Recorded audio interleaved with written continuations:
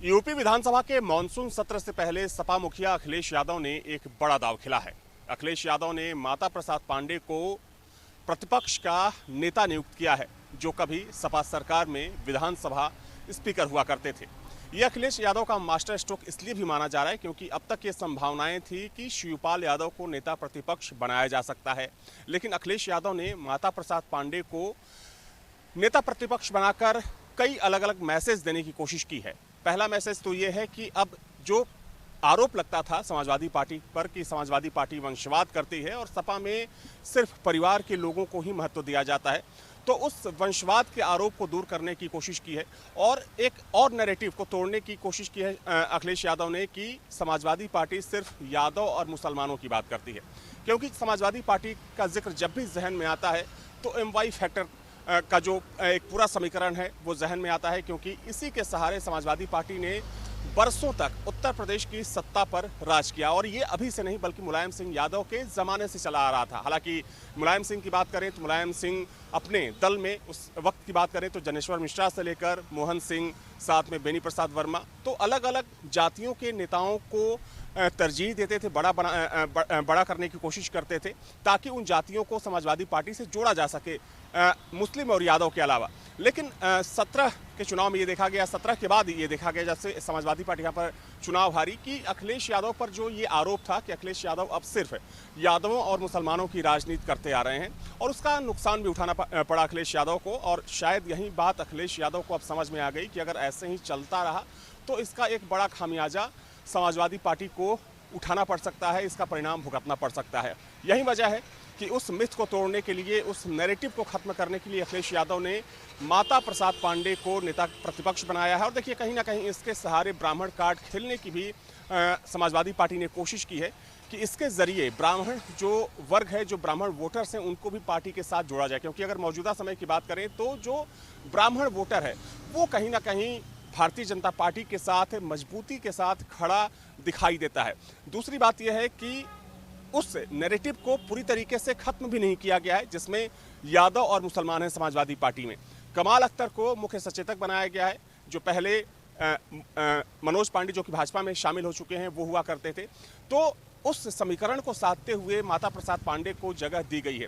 और देखिए अगर हम बात करें समाजवादी पार्टी के शुरुआती दौर से, तो चूंकि एमवाई फैक्टर के सहारे ही मुलायम सिंह यादव की राजनीति शुरू हुई। हालांकि बाद में कहीं ना कहीं उसमें जो तमाम जातियां थीं उन जातियों को शामिल किया गया। खासतौर पर अगर हम ओबीसी की बात करें तो लगातार ओबीसी की बात करते थे मुलायम सिंह यादव, लेकिन मुलायम सिंह यादव ने अलग अलग जातियों के नेताओं को कभी नहीं भूला। खासतौर पर अगर हम क्षत्रिय समाज की बात करें, ब्राह्मण नेताओं की बात करें या फिर जो दूसरी जातियां हैं उनकी बात करें, तो यादव और मुसलमानों के सहारे मुलायम सिंह यादव की राजनीति तो चली ही, लेकिन दूसरे नेताओं को भी उसमें तरजीह दी गई।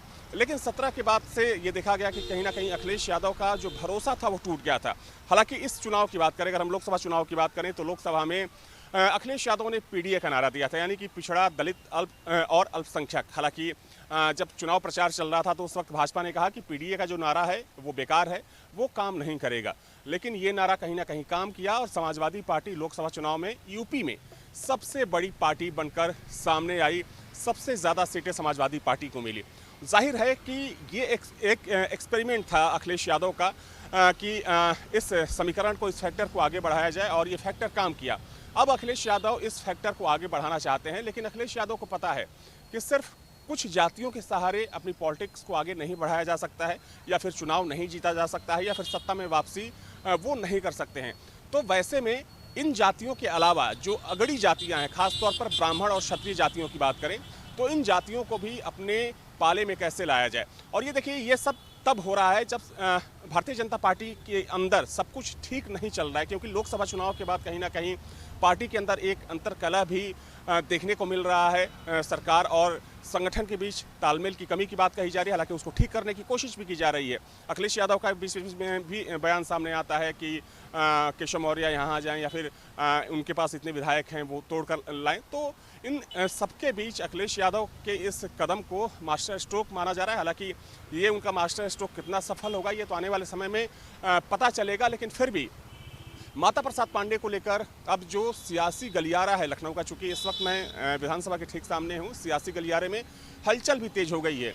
जो तमाम राजनीतिक जानकार हैं, जो सियासी जानकार हैं, वो इस पर चर्चा आप कर रहे हैं कि अखिलेश यादव ने ये कदम कैसे उठाया। माता प्रसाद पांडे की अगर हम एक्टिव पॉलिटिक्स की बात करें तो ये ज़रूर है कि माता प्रसाद पांडे सपा के पुराने नेता रह चुके हैं, एक उनका लंबा राजनीतिक करियर रहा है, विधानसभा के स्पीकर रह चुके हैं। लेकिन फिर भी कहें कि चूँकि उम्र के उस पड़ाव पर वो हैं, लेकिन फिर भी उनको जिस तरीके से अखिलेश यादव ने मौका दिया या फिर उनको एक बड़ा चेहरा बनाया, तो इसके सहारे मैसेज है ब्राह्मण समाज को जोड़ने के लिए और साथ में उस नैरेटिव को तोड़ने के लिए कि समाजवादी पार्टी सिर्फ यादव मुसलमानों की पार्टी है। लेकिन सबसे बड़ा सवाल ये है कि जिन जातियों की बात नहीं होती है, ख़ासतौर पर अगर हम अगड़ी जातियों की बात करें, जिन जातियों की बात कभी ओबीसी पॉलिटिक्स में या फिर दलित पॉलिटिक्स में उन जातियों की बातें पीछे छूट जाया करती थी, क्या वे जातियां अखिलेश यादव के इस कदम के बाद अखिलेश यादव पर भरोसा करेंगी? क्योंकि देखिए, इससे पहले की बात करें तो विधानसभा चुनाव से पहले भी अखिलेश यादव ने एक ब्राह्मण कार्ड खेला था, भगवान परशुराम की मूर्ति लगाने की भी बात कही थी। हालांकि वो अलग बात है कि बाद में भगवान परशुराम की जो मूर्ति थी वो खंडित हो गई थी, जिसको लेकर भारतीय जनता पार्टी ने समाजवादी पार्टी पर तमाम तरह के आरोप भी लगाए। लेकिन देखिए, अब यूपी में एक नई तरह की पॉलिटिक्स शुरू होती दिख रही है। हालांकि ये सच्चाई है कि हिंदी बेल्ट के राज्यों में सबसे ज़्यादा जातिवाद राजनीति होती है, यानी कि कास्ट बेस्ड पॉलिटिक्स होती है, और ख़ासतौर पर उत्तर प्रदेश और बिहार में।